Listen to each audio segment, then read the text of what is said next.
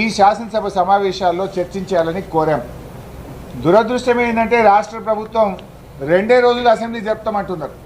2 రోజులు అంటే 2 రోజులు అంటే ఇవాళ రేపు ఖతం బర్కాస్ అంటే పారిపోతున్నది ప్రభుత్వం. ప్రజా సమస్యల మీద చర్చించకుండా శాసనసభ వాయిదా వేసుకొని పారిపోతున్నారు. వరదల మీద మాట్లాడదామంటే వరదలు ప్రాధాన్యత కాదు, బురద రాజకీయాలు మాట్లాడుకుందామంటున్నారు. ఎరువుల మీద రైతుల మీద మాట్లాడదామంటే అది మెల్లగా మాట్లాడుకుందాం, తొందర ఏమున్నది అంటున్నారు. అందుకే ఎరువుల మీద, రైతుల కష్టాల మీద, వరదల మీద, ప్రజలు పడుతున్న బాధల మీద మాట్లాడడానికి ప్రభుత్వం ముందుకు రాకపోవడం వల్ల మేము బీఏసీ మీటింగ్ నుంచి వాకౌట్ చేసి బయటకు రావడం జరిగింది. ఒకరికి రైతుల కంటే ముఖ్యమైంది, వరద బాధితుల కంటే ప్రధానమైన ఎజెండా ఏముంటుంది? వరదల మీద మాట్లాడడానికి ప్రభుత్వం సిద్ధంగా లేదు, ఎరువుల కొరత మీద మాట్లాడడానికి సిద్ధంగా లేకపోతే ఈ బీఏసీ మీటింగ్కు అర్థం లేదు. ఈ శాసనసభ సమావేశాల పట్ల మరి ప్రజలు నమ్మకాన్ని కోల్పోతారనే విషయాన్ని కూడా మేము చాలా గట్టిగా చెప్పాం.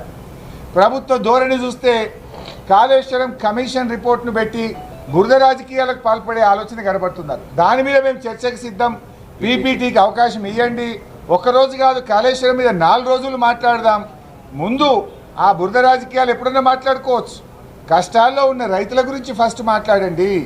కష్టాల్లో ఉన్న వరద బాధిత జిల్లాలు ప్రజల గురించి మాట్లాడదామంటే లే మాకు వరదలు ముఖ్యం కాదు, బురద జల్లుడే ముఖ్యము అన్న ధోరణి ఇవాళ రాష్ట్ర ప్రభుత్వంలో కనబడతా ఉంది. అది రేపు ఒకటే రోజు పెడతారట. బీసీ బిల్లు రేపే, కాళేశ్వరం రేపే, ఇక అసెంబ్లీ వాయిదా వేసుకొని పోతారు.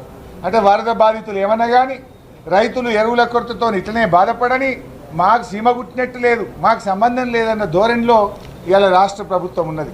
సో ప్రధాన ప్రతిపక్షంగా ఈ ప్రభుత్వం యొక్క వైఖరికి నిరసనగా, మీరు ఎరువుల మీద చర్చించడానికి ముందుకు రానందుకు నిరసనగా, వరద బాధితుల్ని ఆదుకోవడం విషయంలో చర్చించడానికి ముందుకు రానందుకు నిరసనగా మేము సభ నుంచి వాకౌట్ చేశాం.